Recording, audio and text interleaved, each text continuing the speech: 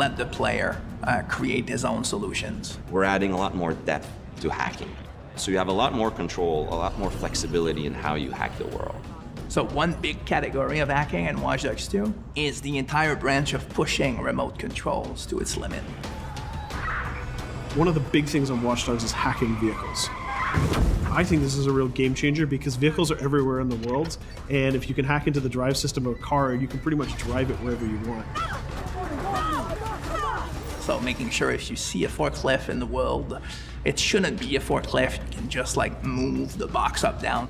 You should, just like a camera, press a button and become that thing. One of the core things that we're doing is we're opening up the game with Watch Dogs 2. You can hack every character. You can hack every car in the game. And you can hack most of the electronics within the city. So that's a lot of potential targets for hacking. And that's not even counting your own tools.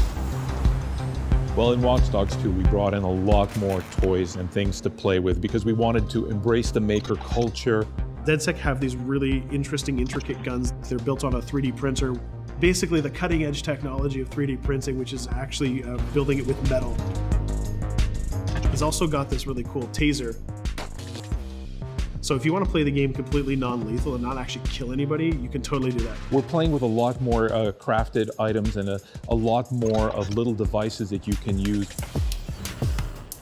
One of the things that people kind of like that we've done, they really like what we've done, is we've created toys for Marcus. He has an RC jumper. It's got little wheels, and it's even got this little robotic arm that he can sort of deploy, and he can interact with things. He can unplug things and replug them and take out screws. It's a neat little toy. And then the other gadget he's got is this quadcopter. And it's more about scouting and being the eye in the sky. First person view on it is incredible, because you're just zipping through the city. It feels like you're flying. Well, you are flying. Another branch, which is kind of connected to it, is the concept of manipulating people. In Watch Dogs 1, you could only hack the people that were marked as potential target. Now, you can target the person you want, and you can hack them in multiple ways. For example, I could hack one person and distract them, have their phone ringing so they look at their phone to create a distraction. Later on in the game, you'll also be able to do things we call mass hacking, which is, well, why only hack one if you could hack them all? There's one thing that I really believe about Watch Dogs players is that there is no Watch Dogs player. There are many types of Watch Dogs players. You should be deciding how you want to play the game.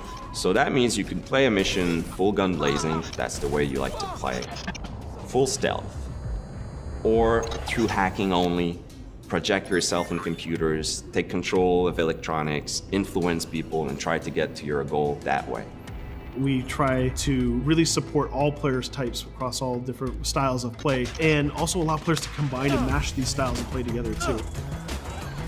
If you've been playing a certain way for a while, we want the game to kind of challenge you to try different things, but also not force you into playing the game a certain way. We work to improve the driving, make it more accessible while keeping all the different styles of vehicles and adding a lot of physics and feel to all the vehicles. So we keep the depth, but have more accessibility. The team is super happy with the result we've had, and I hope gamers will be just as excited.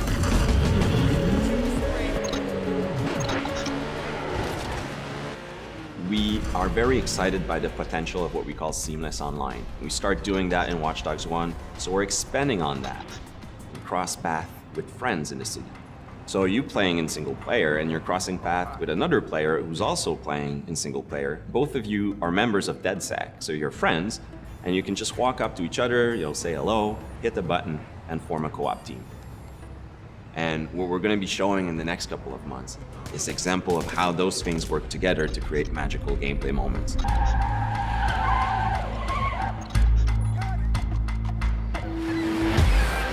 The city of San Francisco and the whole Bay Area is exciting. It's vast. You're going to find a ton of things to do that are unique to you. Basically build your own moments. Create a situation that you start laughing at and you say, wow, this happened, and you want to share it with friends. You don't want to just be like a roller coaster or a theme park ride where I go through all the same beats as everybody else.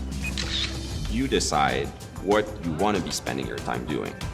That can be multiplayer, that can be focusing on stories, that can be just exploring the world. whichever activity you do, we're going to make sure you get rewarded to get you closer to the end game. That's kind of the promise we're making to gamers.